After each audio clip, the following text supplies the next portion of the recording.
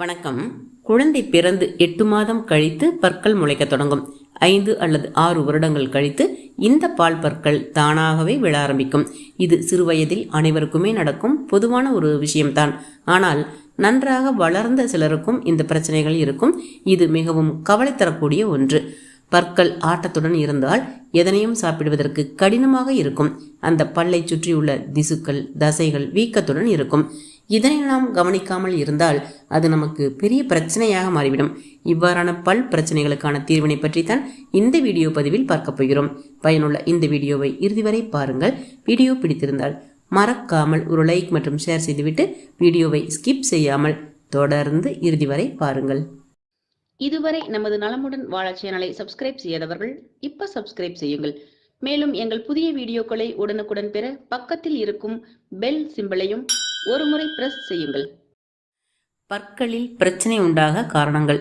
பெரும்பாலும் பற்களின் ஈறுகளில் தோன்றும் வீக்கம் காரணமாகத்தான் பல் தளர்வுகளும் பல் கூச்சங்களும் உண்டாகின்றன. அது மட்டுமல்லாமல் சரியான வாய் வழி சுகாதாரத்தினை பின்பற்றாமல் இருந்தாலும் பலவித பல் பிரச்சனைகள் உண்டாகும். புகைப்பிடித்தல், மது அருந்துதல் இவற்றின் மூலமாக பற்களில் உள்ள எனாமல் எனும் மூலப்பொருள்கள் அழிந்து பல் கூச்சம் மற்றும் பல் தளர்வு ஏற்படும். இந்த எனாமல் எனும் மூலப்பொருள் பற்களில் கவசமாக இருக்கும். இதற்கு பாதிப்பு ஏற்படும் பொழுது நாம் பற்களை இழக்கக்கூட நேரிடும்.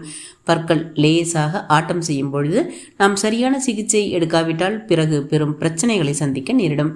சரி, பற்களை எப்படியெல்லாம் பராமரிக்கலாம் என்பது குறித்து பார்க்கலாம். தேங்காய் எண்ணெய், ஆலிவ் எண்ணெய், நல்லெண்ணெய் இவற்றில் ஏதேனும் ஒரு எண்ணெயை 1 ஸ்பூன் எடுத்துக்கொண்டு அதனை வாயினுள் வைத்து பற்களை சுற்றி நன்றாக கொப்பளித்து துப்ப வேண்டும். இவ்வாறு வாயினுள் எண்ணெயை வைத்துக்கொண்டு 10 அல்லது 20 நிமிடங்கள் கொப்பளித்த பிறகு வெதுவெதுப்பான சுடுநீரில் வாயினை சுத்தம் செய்ய வேண்டும். தினமும் இவ்வாறு காலையில் எழுந்தவுடனும் இரவு படுக்கைக்கு செல்லும் முன்பாகவும் செய்து வர வேண்டும். பிறகு நெல்லிக்காய் பொடி 1 ஸ்பூன் எடுத்துக்கொண்டு அதனுடன் 1 கப் தண்ணீர் சேர்த்து நன்றாக கலந்து கொண்டு அந்த நீரினால் தினமும் ஒரு முறை வாய் கொப்பளிக்க வேண்டும். வாய் கொப்பளித்த பிறகு 1 மணி நேரத்திற்கு எந்தவித உணவுகளையும் சாப்பிடக்கூடாது. இவ்வாறு செய்து வரும் பொழுது பற்களில் இணைப்பு திசுக்கள் உருவாகும். இதனால் ஈறுகள் மற்றும் பற்கள் வலுப்பெறும்.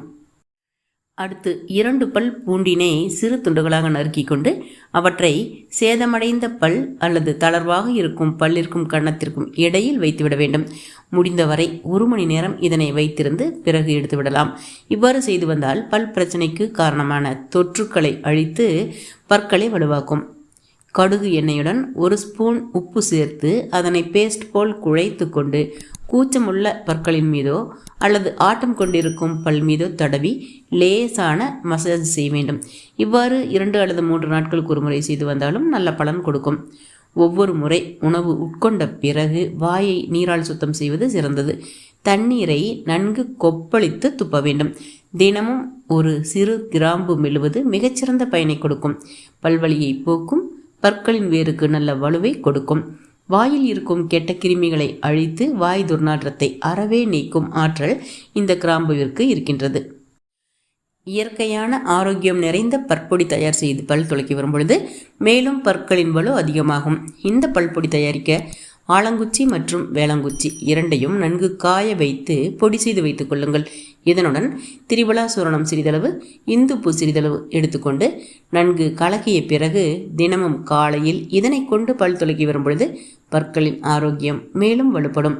அதோடு இயற்கையான உணவுகளில் கால்சியம் சத்து அதிகம் நிறைந்திருக்கும் பொருள்களை அதிகமாக உணவில் எடுத்துக்கொள்வது எலும்புகளுக்கும் பற்களுக்கும் சிறந்த வலுவை அளிக்கும். உடனே நான் பற்களை வெண்மையாக்கப் போகிறேன் என்று கண்டதையும் பல்லில் இட்டு தேய்த்து பற்களின் எனாமலையும் ஆரோக்கியத்தையும் இழக்க வேண்டாம். அடுத்து ஒரு நல்ல தகவலுடன் உங்களை சந்திக்கின்றேன். அனைவரும் நலமுடன் வாழ்வோம். நன்றி. மீண்டும் ஒரு பயனுள்ள சிறப்பான வீட்டு மருத்துவ தகவலுடன் உங்களை சந்திக்கின்றேன். இந்த வீடியோ உங்களுக்கு பிடித்திருந்தால், பயனுள்ளதாக தெரிந்தால் லைக் செய்யுங்கள், ஷேர் செய்யுங்கள். உங்களுக்கு ஏற்படும் சந்தேகங்களையும் கேள்விகளையும் மறக்காமல் கீழே கமெண்ட்ஸில் கேட்டு எங்களை ஊக்கப்படுத்துங்கள். நாங்கள் உங்களுக்கு பதிலளிக்க தயாராக காத்துக்கொண்டிருக்கிறோம். இதுவரை நீங்கள் நமது நலமுடன் வாழ சேனலை சப்ஸ்கிரைப் செய்யாமல் இருந்தால் இப்பொழுதே சப்ஸ்கிரைப் செய்யுங்கள். நன்றி.